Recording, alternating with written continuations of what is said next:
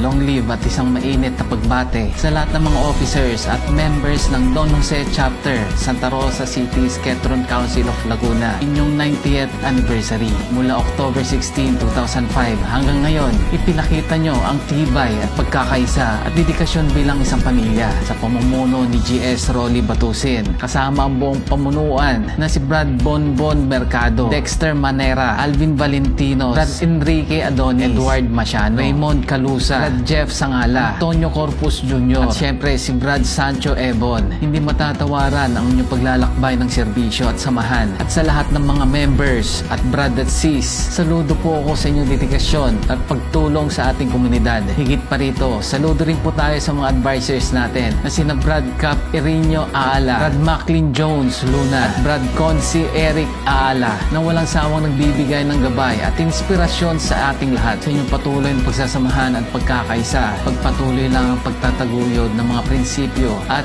hikain ng ating mga kapatiran. Maraming salamat sa inyong walang sawang pagseserbisyo at pagmamalasakit sa bawat isa at sa ating komunidad. Happy 90th founding anniversary Don Jose Chapter. Maraming salamat po sa inyo lahat, lalong-lalo na kay Brad Alchain na laging nakatutok sa ating page.